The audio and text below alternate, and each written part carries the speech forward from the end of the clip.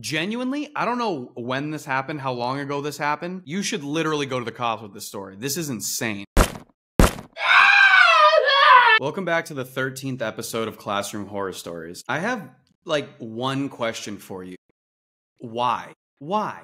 What is it about forcing me to read these horrific stories that makes you all so happy? Why? Explain it to me. Here's the plan. We're going to read a couple stories. I'm not going to sleep tonight, and then my therapist is going to tell me I'm being annoying again. We got people from all over the world. India, South Africa, Australia, London. London, you all got some crazy classrooms. We thought that America was wild. London? No. Crazy. And I used to think that this was something that could bring us together as a planet, you know? But now I'm starting to realize that it's actually just proof that schools are crazy everywhere. Everywhere. All right, let's find the first one. All right, this first one is from someone named Aubriana. Hello, your videos are really funny, so I have a horror story for you, ... Why do you gotta make it so stressful? I'm already stressed out. If you could see the heart palpitations I'm having right now. When I was in 5th grade, we had a science teacher. He was the kind of teacher that was fun but strict. I don't think I could call myself a strict teacher. I think the thing is all my students knew that it wasn't worth making me angry, because then it stops being fun. I don't know, if you're one of my students, go in the comments, tell me what you think. It was April Fool's Day, you know, fire drills, lockdowns. Yeah, we had a drill that day. You had a lockdown drill on April Fool's? That feels illegal. That feels wrong. That feels morally incorrect.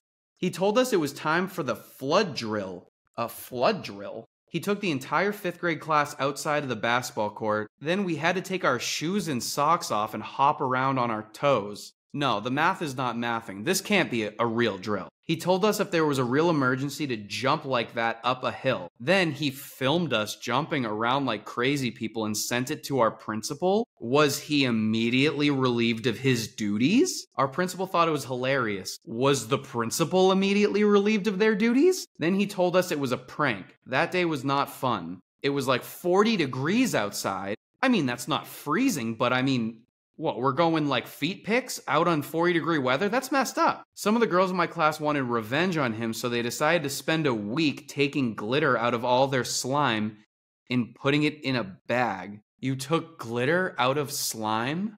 I feel like that would be like splitting atoms. On field day, that science teacher was talking to my other teachers, and the girls dumped the glitter on his head. He immediately turned around and screamed at them. He had glitter in his hair for 3 weeks. What is this, military-grade glitter? Those girls got in-school suspension for 3 days for throwing glitter on a teacher? What, is he allergic to glitter? This is the same guy that was literally taking feet pics of them. No, whatever school you're at, switch. That's ridiculous. I don't like that. That's really weird. All right, thank you for writing in, Bree.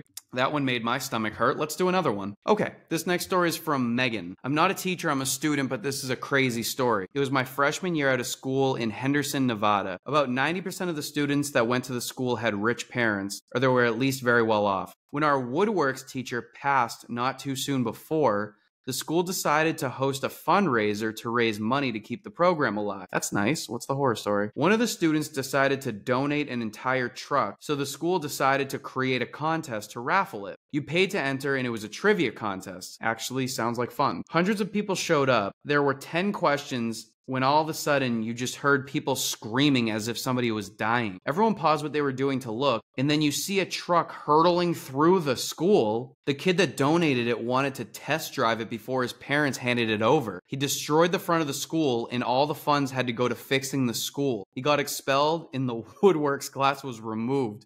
Holy crap. Wow, he really killed a lot of birds with one stone. That sucks. He wanted to test drive it? That's mental. Jesus, thank you for writing in, Megan. All right, this one is by somebody named Lexus. My name is Lexus, and when I was in 5th grade, I had a teacher. Let's call her Miss L. Okay. In the beginning of the year, she'd be really nice, and I thought she was really cool. But a few weeks later, she started being mean and would cuss the whole class out for something one person did. Like swearing at the students? How's this allowed? Nobody said anything? And she would not let us go to the bathroom. One time a kid felt really sick and asked if he could go to the bathroom, but she told him no. A few minutes later, he threw up all over the carpet, and she didn't make us leave the room. Is your teacher Mrs. Trenchbull? I'll never understand what will bring a teacher to do this. If a student ever started throwing up in my classroom, I would probably start throwing up. I'm not good with vomit. Why would we force the kids to stay there? What, so we can have a chain reaction of everyone turning into human fountains? This is stupid. It all got worse when she got a metal ruler one day in class. One day I needed some water, so I took a drink out of my water bottle and I dropped it. She came over and forced me to get paper towels and clean it up, and she said if I didn't, she would hit me in the head with the ruler. That's called assault, and that is not legal. You should be filing something against this woman. I got some paper towels and cleaned it, but 5 minutes later when I was done, I put my hand on the table to get up and she smacked my hand. What? She hit me with the edge of the metal ruler and my hand started bleeding, but she would not let me go to the office or get a clean paper towel to clean it up. What? She made me use the paper towel that I had used to clean up the water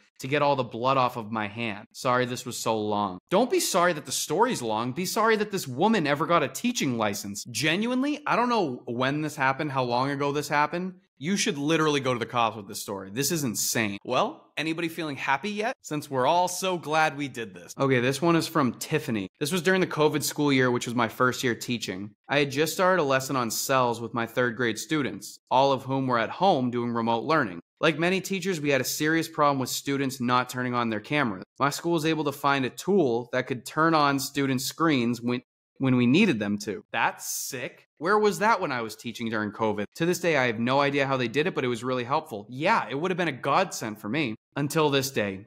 Damn it. When I had one student who refused to turn her camera on, I used the tool to turn on her camera. What do we see in the background of her camera other than her parents getting it on? Oh no, no, no, Apparently she had turned off her camera, gone to sleep in her room, and her parents took advantage of the empty living room. I'm now a receptionist at a dental office.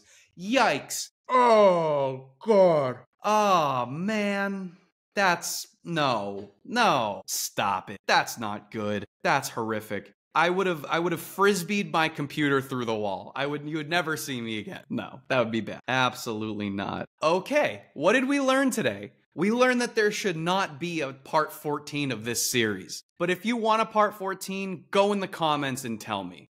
And maybe if one of you says it loud enough, I'll do a part 14. I'll think about it. I'm not going to think about it. I don't want to do it. But I'm going to say that I'm going to think about it. And ultimately, because I know that I am a slave to my followers, I'm probably going to do it. So yeah, let me know in the comments if you want part 14. I'm going to go take an SSRI or something.